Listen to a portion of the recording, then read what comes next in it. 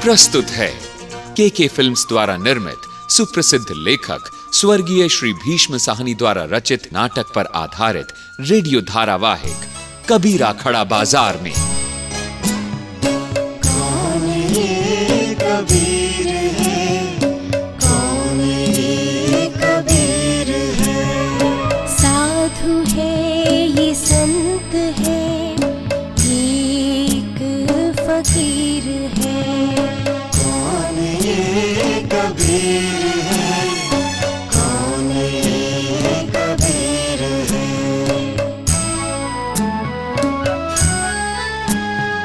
सच को कहता सब झूठ झूठ है, शब्दों का लेके आईना दिखाता तस्वीर है।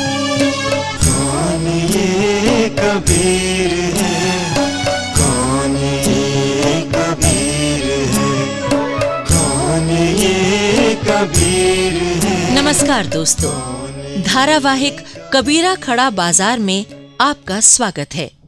ये धारावाहिक स्वर्गीय भीष्म साहनी द्वारा कलमबद्ध नाटक कबीरा खड़ा बाजार में का रेडियो नाट्य रूपांतर है। जगत की रचना, स्थिति और प्रलय का प्रश्न दार्शनिक चिंतन परंपरा से पहले भी मनुष्य की जिज्ञासा का विषय रहा है, लेकिन ईश्वरवाद की अवधारणा के उपरांत जगत संबंधी उक्त प्रश्नों ने विशेष महत्व प्राप्त किया और विचारकों ने इसका समाधान प्रस्तुत करने के बहुमुखी प्रयास किए। वस्तुतः जगत की अवधारणा परम सत्ता की अवधारणा के साथ अत्यंत निकट संबंध से जुड़ी हुई है। इसे कहीं प्रकृति का विलास और कहीं प्रभु लीला विलास बतलाया है, एवं कहीं भगवान का शरीर और कहीं जीव की मिथ्या प्रतीति की संज्ञा दी गई है। कबीर ने इसे प्रभु की रचना माना है और विविध व्यंजना शैलियों द्वारा इसी मान्यता का प्रतिपादन किया है। वो कहते हैं, कह मैया अंबर कासौ लगा, कोई जानेगा जानहार अभागा, अंबरी वी से केता तारा, कौन चतुर ऐसा चितरनहारा। इसी तथ्य को स्पष्ट करते हुए अन्यत्र एक प्रसंग में कबीर कहते हैं, जिनि यहू चित्र बनाइया सो सांचा सुतधार, कहे बीर ते ज भले, चित्रवंत ही ले ही विचार। दोस्तों, कबीर ने जो कुछ भी कहा और समाज के सामने जो कुछ भी रखा वो निर्भीकता से रखा। सिकंदर जैसे शासक के सामने भी प्रतिष्ठा के लिए गिड़गिड़ाने या चापलूसी करने के बजाय उन्होंने बड़ी निडरता और अपनी बेबाक टिप्पणी से उसे हतप्रभ कर दिया। ऐसे ही थे कबीर, तभी तो भारतीय समाज के एक बड़े जनमानस में उन्हें आज भी अमरता प्राप्त है। वो सार्वभौमिक हो चुके हैं। आइए आज सुनते हैं कबीरा खड़ा बाजार में की 13वीं और अंतिम कड़ी। कौन ये कबीर है, कौन ये कबीर है, कौन ये कबीर है, कौन ये कबीर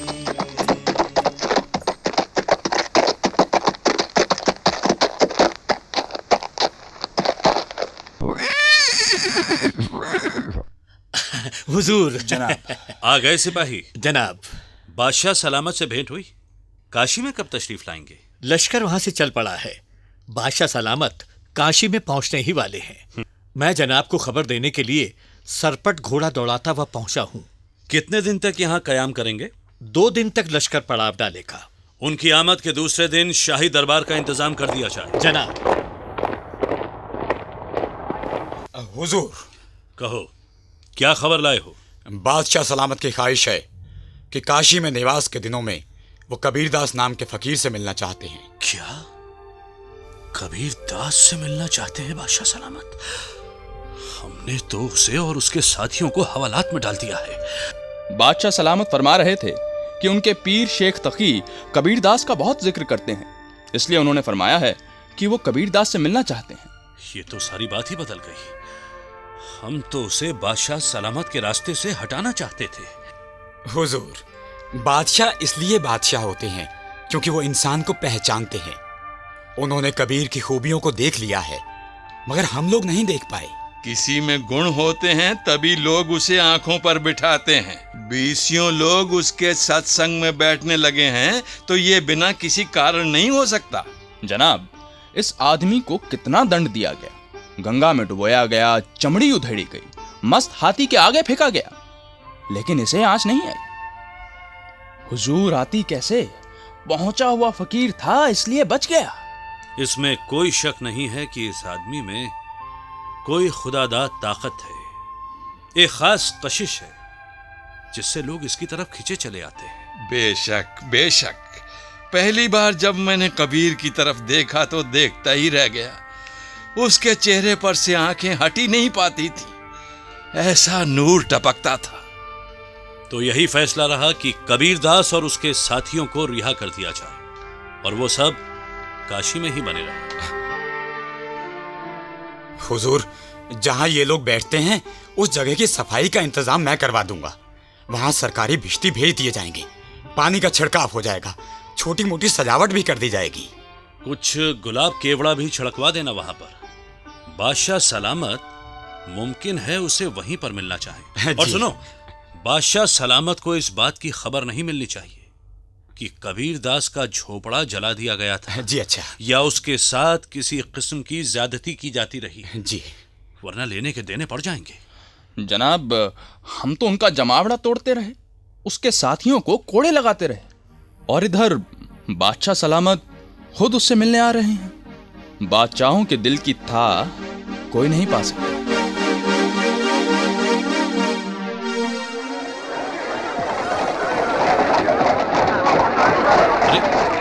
ये कैसी आवाज आ रही है? अरे कोई है? ये कैसी आवाज है? हुजूर, हुजूर, हुजूर, लश्कर आ पहुंचा है। सभी दरबारी बादशाह सलामत की अगवानी करने शहर के बाहर पहुंचे। जो हुजूर। हुजूर, काशी नरेश अपने मंत्रियों दरबारियों के साथ पहले से ही रवाना हो चुके हैं। पूरी की पूरी फौजी टुकड़ी बादशाह सलामत की देखभाल के लिए तैनात कर दी जाए। जी, और हुजूर, ये मुनादी भी कर दें कि शहर में पूरे लश्कर के खान पान के लिए सभी दुकानदार छावनी में रसद पहुंचाएं और कबीरदास के साथ पूरी मान मर्यादा का सुलूक किया जाए। हुजूर, इस बारे में भी हुक्म जारी करवा दें। कबीरदास का कैसा सितारा चमका है, जरूर कोई पहुंचा हुआ पीर पैगंबर है। अरे लाला, हम लोग तो अचानक संभल गए।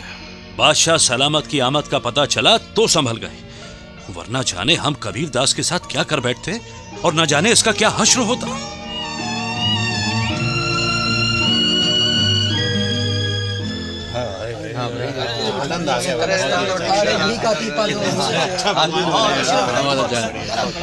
मुझे उम्मीद नहीं थी कि भंडारे में इतने लोग आएंगे। कबीरा भाई, हाँ? देखो तो भाभी भी आ रही हैं। अरे भाभी, तुम आ गई? और क्या, हम घर पर बैठी रहती। सुनो, आज हमने सोचा भंडारा लग रहा है तो हम चुनरी ओढ़ कर जाएंगी। क्यों जी, फबती है ना? हम वो हाँ, बहुत फबती है, बहुत फबती है। इनने चुनरी बनाई थी हमारे लिए, इस पर कवित भी कहा था। क्यों कहा था ना? कबीर भाई, कौन सा कवित कहा था? याद नहीं। हमें याद है तो तुम्हें काहे को याद नहीं? हाँ? वो था ना, भीजे चुनरिया प्रेम रस बूंदन, आरती साज चली है सुहागन, प्रिय अपने को ढूंढन ढूंढन। क्यों, यही है ना? यही है।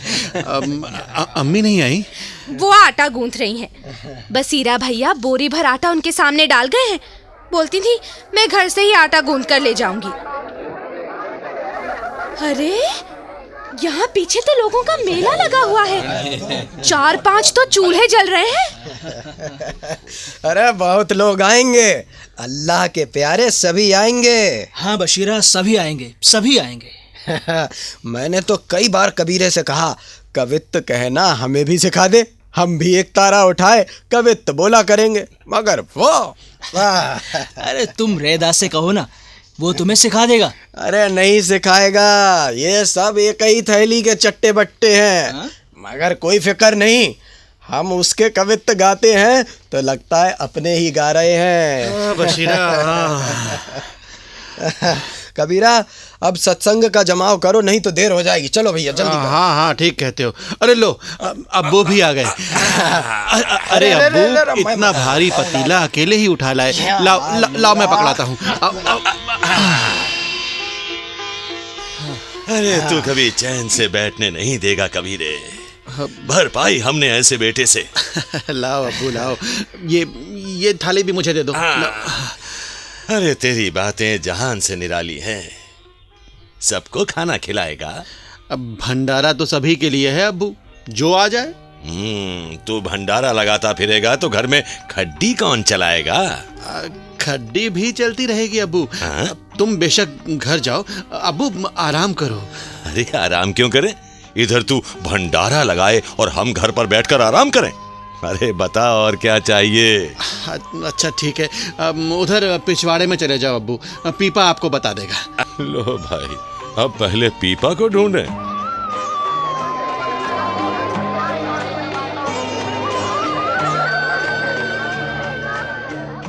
अरे कुछ सुना सेना भाई? क्या हुआ बशीरा?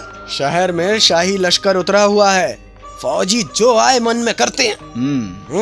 इधर पीछे घाट के पास खोमचे वाला बैठा है, देखा है ना? हाँ हाँ देखा है। अरे भैया, हम उससे पूरी लेने जाएं तो नजदीक नहीं आने दे। हम नीचे जमीन पर बैठते हैं और वो ऊपर से पूरी फेंकता है, जैसे कुएं में ढेला फेंकते हैं। अरे आज हमने क्या देखा कि सिपाही झपट झपट कर खोमचे में से पूरियां उठा रहे हैं। अच्छा। और खोमचे वाला लपक लपक कर उन पर सालन डाल रहा है। देखो बशीरा भाई, दुकानदार की नजर में हर ग्राहक भगवान का अवतार होता है। ठीक कहते हो भैया, ना भगवान पैसे देता है और ना ये फौजी पैसे देते हैं। बशीरा, उन लोगों को भी भीतर से बुला लो। अब सत्संग शुरू करो। चलो सब इधर बैठते जाएं। चलो आ जाओ भैया, सब आ जाओ, सत्संग शुरू कर रहे हैं। चलो चलो चलो चलो, आ जाओ आ जाओ आ जाओ। हाँ भैया कबीरा, शुरू करो। सब गाना हमारे साथ। हाँ ठीक है।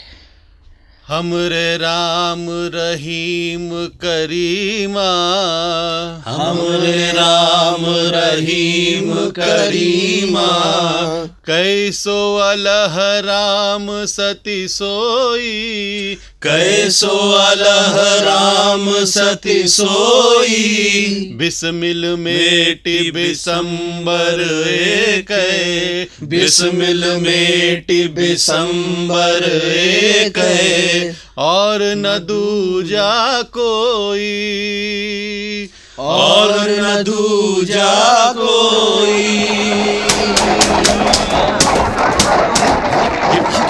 चलो हटो, रास्ता दो, बादशाह सलामत आ रहे हैं।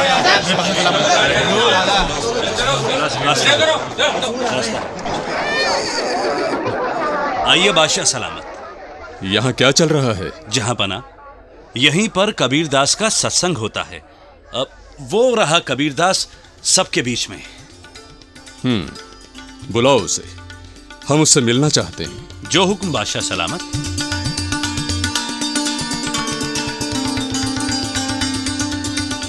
कबीरदास, कबीरदास जी। आलम पन्हा तुमसे मिलना चाहते हैं, यहाँ आओ। मुझसे? हाँ तुमसे। आया। तो तुम हो कबीरदास? तुम्हारा नाम तो हमने बहुत सुना है। हम तुमसे मिलना चाहते थे। इधर सड़क के किनारे तुम क्या करते हो फकीर? भगवान का नाम लेते हैं हुजूर। तुम्हें और कोई जगह इबादत के लिए नहीं मिली? कोतवाल जी। बादशाह सलामत। हमारे यहां सड़क के किनारे तो भिखमंगे बैठते हैं, हमारे यहां बैठ के जमती हैं, पर किसी बाग में या चबूतरे पर। जी वो कबीर, हमने तुम्हारा नाम बहुत सुना है। हमारे पीर शेख तकी साहब अक्सर तुम्हारा जिक्र करते हैं। उनकी इनायत है हुजूर। इधर दरवेशों सूफियों का असर रसूख बहुत बढ़ने लगा है। हम चाहते हैं कि तुम हमारे यहां दिल्ली में आओ। हम वहां तुम्हारी मुलाकात शेख तकी साहब से कराएंगे। हम आपको बताते हैं कि इन मजहबी लोगों की गुफ्तगू सुनकर हमें बड़ा लुत्फ आता है। हम अक्सर दो लोगों के बीच कोई बहस छेड़ देते हैं, फिर उन्हें सुनते रहते हैं, खूब मजा आता है। सुनिए वजीर साहब। जनाब। शेख तकी कहा करते हैं कि हर मजहब के पीछे एक फलसफा है। जहां बना। उनका कहना है कि बुत एक जरिया है खुदा तक पहुंचने का। क्या समझे हुजूर? अब तुम समझो, एक फनकार है, तस्वीरें बनाता है, उसके दिल में एक जज्बा उठता है।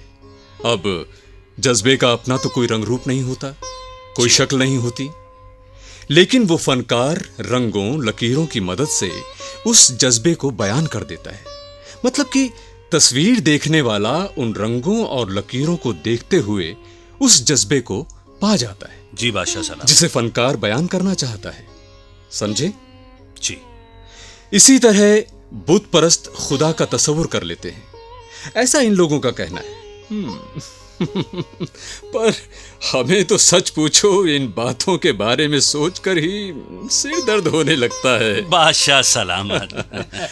हाँ कबीर, सिर्फ दरवेशी ही करते हो या कोई और काम धंधा भी करते हो?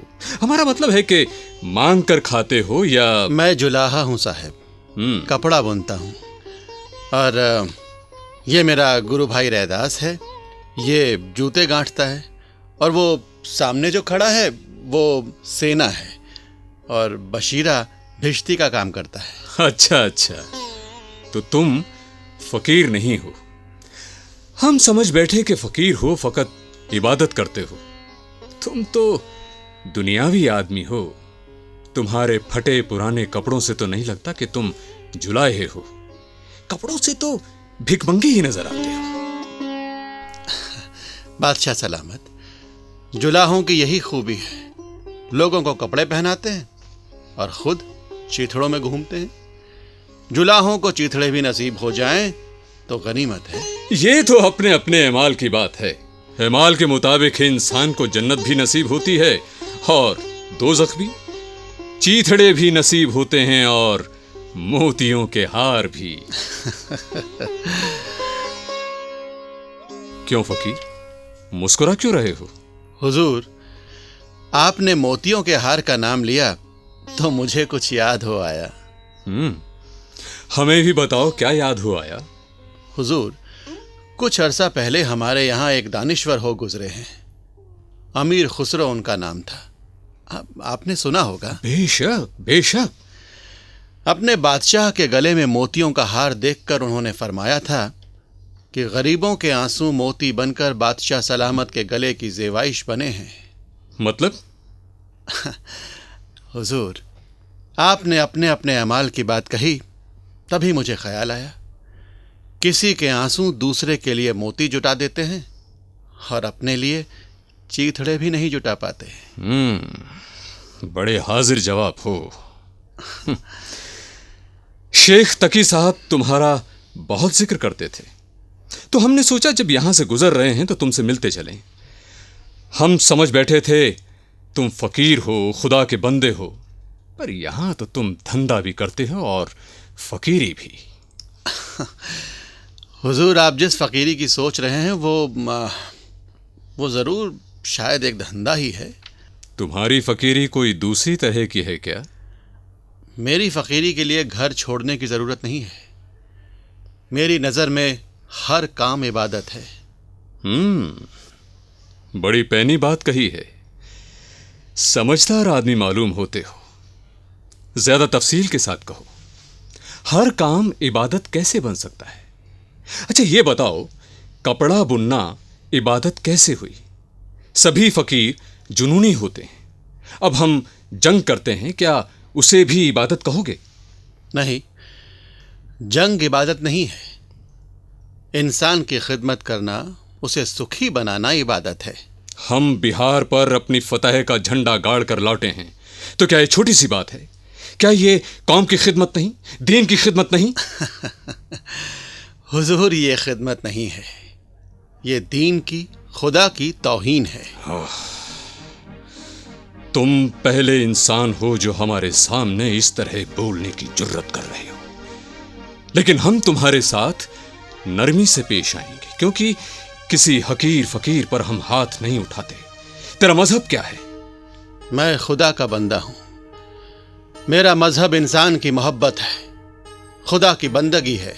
लेकिन तेरा कोई दीन भी तो होगा, तू इबादत भी तो करता होगा। मैं उस खुदा की इबादत करता हूं जो हर इंसान के दिल में बसता है। कौन है वो खुदा? मेरा परवरदिगार चारों ओर है, वो मेरे दिल में बसता है। मैं अल्लाह का नूर हर इंसान में देखता हूं। बातें तो ऐसे कर रहे हो जैसे तुम्हारा दिल ना हो जन्नत हो। जन्नत से भी ज्यादा खूबसूरत है हुजूर। मेरे दिल में मेरे दिल का मालिक बसता है।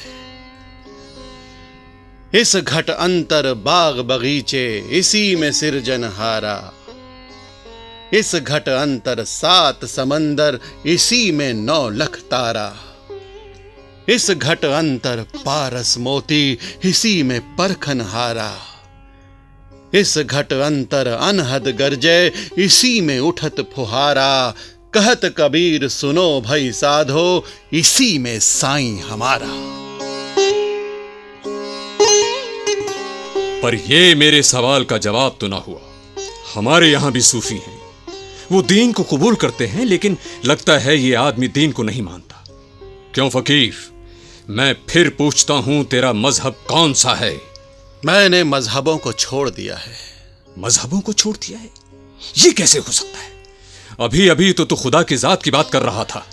मैं इंसान को मजहब की नजर से नहीं देखता हुजूर, उसे मैं केवल इंसान की नजर, खुदा के बंदे की नजर से देखता हूं। जन्म से सभी इंसान होते हैं। ये क्या बक रहा है? सुन फकीर, तेरे ये फलसफे तुझे दूर तक नहीं ले जाएंगे। मुझे दूर तक जाना भी नहीं, मुझे केवल अपने मालिक के चरणों तक जाना है। एक इंसान से दूसरे इंसान के दिल तक जाना है। बादशाह सलामत, ये आदमी दीन की तौहीन करता है। सुन फकीर, हमने सोचा था कि हम तुझे अपने साथ दिल्ली ले चलेंगे, पर हम देखते हैं कि तू कोई खत्ती जुनूनी आदमी है जो यहां उल्टी सीधी बातें करके बदअमनी फैला रहा है। बोल बोल, तेरा मजहब क्या है? एक निरंजन अल्लाह मेरा, हिंदू तुरक दुई नहीं मेरा।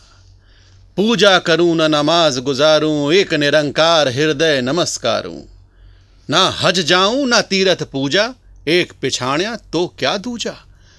कहे कबीरा भरम सब भागा, एक निरंजन सो मन लागा। तो ये है तेरा जवाब। कोतवाल, बादशाह सलामत, इस आदमी पर कड़ी नजर रखो और हमें इत्तला करते रहो। जी। उठ फकीर, आज के बाद कभी मुझे शिकायत मिली कि तूने दीन की तौहीन की है तो मैं तेरी टांगे चीर दूंगा। इस आदमी को शहर से बाहर निकाल दो और इन सबको हटाओ यहां से। जो हुक्म जहां पना। सिपाहियों, इस फकीर और इसके साथियों को यहां से हटा दो। चलो जाओ यहाँ से, चलो, कोई सत्संग नहीं चलेगा यहाँ। चलो भागो। चलिए कबीर दास साहब, यहाँ से उठ गया। अब तुम्हारा डेरा यहाँ से उठ गया। चलो दफा हो जाओ यहाँ से। निर्भय निर्गुण गुण गाऊंगा, निर्भय निर्गुण गुण गाऊंगा। मोको कहाँ ढूंढे रे बंदे, मोको कहाँ ढूंढे रे बंदे। मैं तो तेरे पास में, मैं तो तेरे पास में। मोको कहाँ ढूंढे रे बंदे, मैं तो तेरे पास में। मोको कहाँ ढूंढे रे बंदे। ना मैं देवल ना मैं मस्जिद, ना मैं देवल ना मैं मस्जिद, नाकाबे कैलाश में, नाकाबे कैलाश में, मोह को कहाँ ढूंढे रे बंदे, मोह को कहाँ।